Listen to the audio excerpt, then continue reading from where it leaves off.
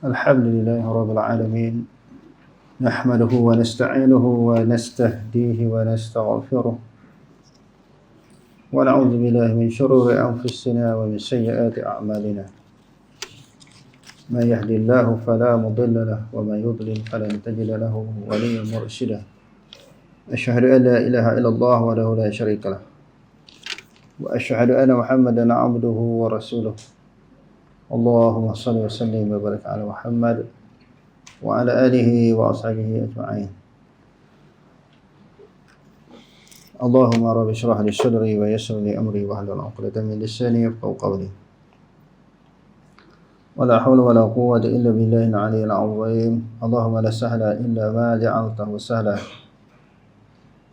وأنت تجعل الحزن إن شئت السهل ربي يسر ولا تعسر وأتمم بالخير أما بعد. Kebimbangan seorang sahabat andai tidak dapat melihat baginda sallallahu alaihi wasallam di syurga. Muka surat 33. Jadi ada di kalangan sahabat ni dia bimbang, susah hati. Takut-takut masuk dalam syurga besok tak sempat, tak ada peluang bertemu dengan Rasulullah sallallahu alaihi wasallam. Walaupun sama-sama boleh masuk syurga, cuma Rasulullah ni syurga yang paling tinggi, yakni syurga Firdaus. Nabi SAW bila dia minta supaya umat dia berdoa, fas'alil firdausal a'la. Kalau nak minta syurga, Nabi kata, mintalah syurga di Firdaus yang paling tinggi. Jadi sudah tentu Nabi SAW yang merupakan kekasih Allah Subhanahu Wa Taala, dia akan memperolehi syurga yang paling tinggi. Cuma sahabat ni kalau dia andai kata dia dapat masuk syurga, dia takut syurga yang dia duduk, yang dia masuk tu tak setanding, setaraf dengan syurga yang dimiliki oleh Rasulullah. Mungkin dia duduk syurga lain, bawah daripada syurga Firdaus. Jadi dia susah hatilah, takut tak sempat bertemu dengan Rasulullah di dalam syurga, walaupun dah boleh masuk syurga. Kalau kita ni boleh masuk syurga yang bawah sekalipun kira okey dah. Asal tak masuk neraka je. Dengan amalan kita, dengan ibadah kita, pahala kita yang sedikit ni, asal boleh masuk syurga je. Itu pun kira besar rahmat daripada Allah Ta'ala. Jangan masuk neraka je. Jadi sahabat ni dia susah hati, takut tak bersama Rasulullah di dalam syurga. Walaupun sama-sama boleh masuk syurga, tapi mungkin kedudukan dia lebih rendah daripada Rasulullah. Kita lihat pula seorang pencinta sejati yang lain. Ketika teringat kematian dirinya, dekat-dekat dia nak mati itu dia teringat. Dan kekasihnya iaitu Nabi SAW. Dirinya lantas diselubungi rasa bimbang kalau tidak berpeluang memandang wajah baginda ketika di syurga nanti. Sekalipun dia masuk syurga, dia ke dalam syurga, walaupun dia layak juga masuk syurga. Kerana sudah pasti kedudukan baginda akan ditinggikan bersama-sama dengan para nabi. Kan yang Allah Ta'ala sebut, siapa yang taat kepada Allah dan Rasul, faulaika ma'al ladzina an'ama Allahu 'alaihim minan nabiyyin was-siddiqin wasyuhada'i was-salihin. Hak ni duk atas sekali Dia takut dia tak masuk bersama dengan 4 golongan ni. Imam Tabrani meriwayatkan kisah ini kepada kita daripada lisan Aisyah binti Abu Bakar As-Siddiq. Semoga Allah meridai mereka berdua. Kata Aisyah, seorang lelaki datang kepada Nabi SAW dan berkata, wahai Rasulullah, sesungguhnya engkau lebih aku cintai berbanding dengan diriku sendiri dan anak-anakku. Dulu hadis Sayyidina Umar Sayyidina Umar kata, aku selepas Allah ni, aku paling sayang pada diri aku sendiri lebih daripada orang lain. Nabi kata jangan kata lagu tu. Kok mana pun kalau kamu sayang diri kamu, kamu kena letak aku lebih daripada kamu. La yu'minu ahadukum hatta akuna ahabba ilaihi min walidihi wa waladihi wan nasi ajma'in. Tidak sempurna iman seseorang kamu sehingga dia mengasihi aku lebih daripada diri dia sendiri, ayahnya, anaknya dan seluruh manusia. Jadi bila dah maklum dan ma'ruf daripada kalangan sahabat, rupanya walaupun kita sayang kepada diri kita, jangan letak lebih daripada Rasulullah. Jadi sahabat ni pun letak macam tu dia lebih sayang Rasulullah lebih daripada diri sendiri.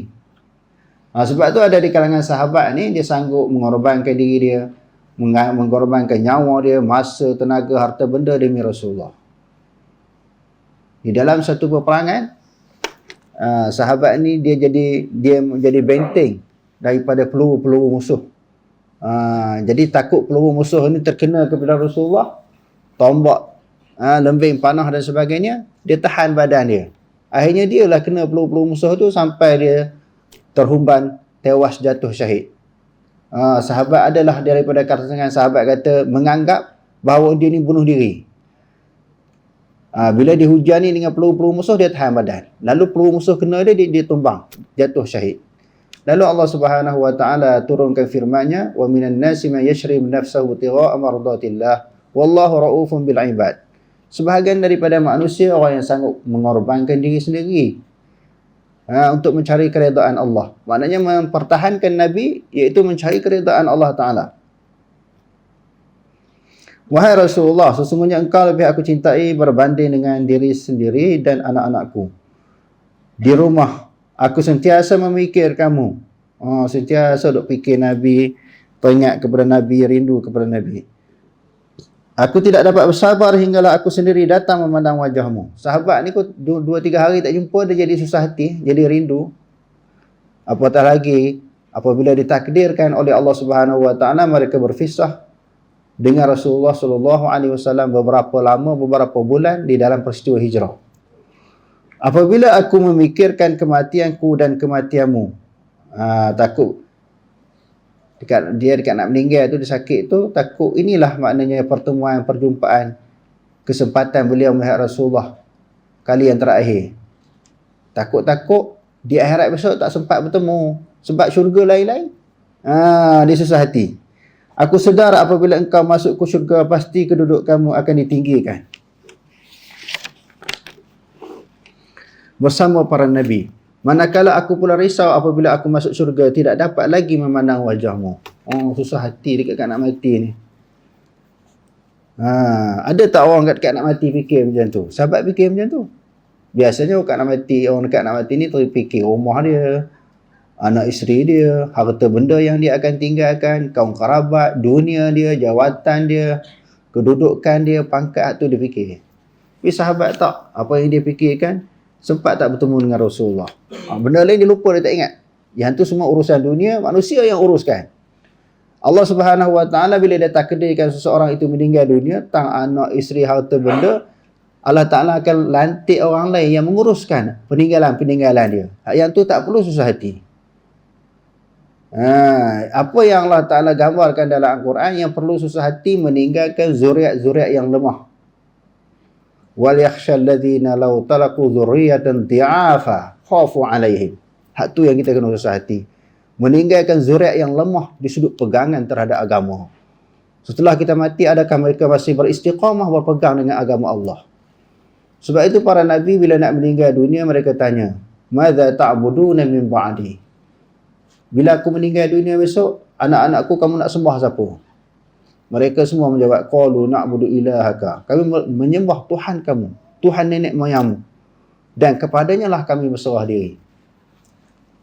Nak pastikan bahawa anak-anak kita ni mesti berpegang teguh dengan akidah yang sahih, mesti berpegang teguh dengan agama. Dia jangan murtad, terkeluar daripada agama Islam sepeninggalan kita, setelah kita meninggal dunia. Inilah kebimbangan-kebimbangan yang lahir daripada para nabi terhadap zuriat yang mereka akan tinggalkan, dan begitu juga para sahabat. Nabi SAW tidak memberikan sebarang respon terhadap kata lelaki tadi, sehinggalah Jibril menurunkan ayat berikut. Rasulullah, kita tengok Rasulullah sendiri bila orang tanya dia ataupun sesuatu kemusykilan yang berlaku di hadapan dia, dia tak tahu, dia tak jawab. Dulu kita nak cerita Imam Malik kan, orang tanya 27 soalan, dia jawab 3 soalan. Ada yang kata berpuluh-puluh lagi, bukan 23 soalan. Dia jawab 3 je, yang lain dia kata la adri, aku tak tahu. Ni Rasulullah sendiri tuan-tuan. Dia tak tahu, dia tak jawab. Dia tunggulah wahyu yang datang daripada Allah Ta'ala. Nabi tidak memberitahu sebarang respon terhadap kata-kata lelaki tadi, sehinggalah Jibril menurunkan ayat berikut. Wa man yuti'illaha war rasula Faulaika ma'al ladzina an'ama Allahu 'alaihim minan nabiyyin was-siddiqin wasyuhada'i was-salihin wa hasuna ulaika rafiqa. Dan sesiapa yang taat kepada Allah dan Rasulnya, maka mereka akan ditempatkan di dalam syurga, ditempatkan di syurga bersama-sama orang-orang yang telah dikurniakan nikmat oleh Allah kepada mereka, iaitu nabi-nabi dan orang-orang siddiqin dan orang-orang syahid serta orang-orang yang saleh. Dan amatlah eloknya mereka itu menjadi teman rakan kepada orang yang taat. Sebahagian daripada ulama hadis dan juga ulama tafsir di dalam menghuraikan, menterjemahkan hadis Nabi SAW yang Rasulullah ni, hadis yang diriwayatkan oleh Imam Bukhari dan Muslim, bila beliau nak meninggal dunia, disebut apa? Allahumma rafiqul a'la, Allahumma rafiqul a'la, Allahumma rafiqul a'la. Ya Allah, aku rindu sangat nak bertemu dengan teman yang agung, teman yang tinggi. Sebahagian ulama kata teman yang agung, yang tinggi, yang mulia itu 4 ni. Rasulullah teringin sangat nak bertemu dengan para nabi, roh para nabi bila dia meninggal dunia. Siddiqin, syuhada was-salihin, 4 ni. Itu yang dia dimaksudkan rafiqul a'la. Pendapat yang kedua, bahkan pendapat kebanyakan ulama, rafiqul a'la, dia rindu nak bertemu dengan Allah. Bila di atas dunia, seseorang itu dia mengabdikan diri kepada Allah dengan menuruti segala perintah Allah, meninggalkan segala larangan Allah, dia tak pernah nampak Allah Ta'ala. Macam kita duduk sembahyang, puasa, qiyamul lail, tarawih. Sebab apa kita buat? Sebab suruhan dan perintah Allah. Tetapi tak pernah nampak Allah Ta'ala. Jadi dendam, rindu kepada Allah Ta'ala. Apatah lagi Nabi SAW terlalu rindu nak bertemu dengan Allah ni, nak mati dia seronok.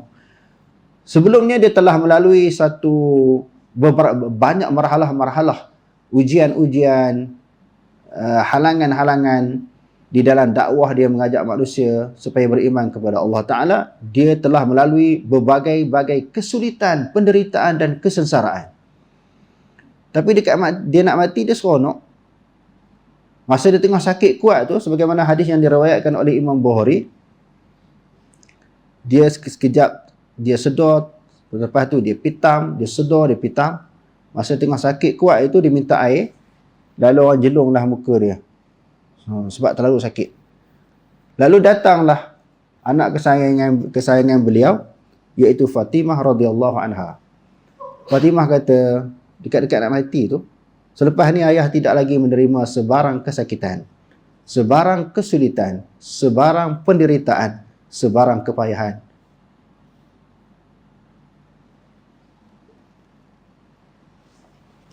Maknanya tuan-tuan, Rasulullah akan berehat di dalam kubur di alam barzakh.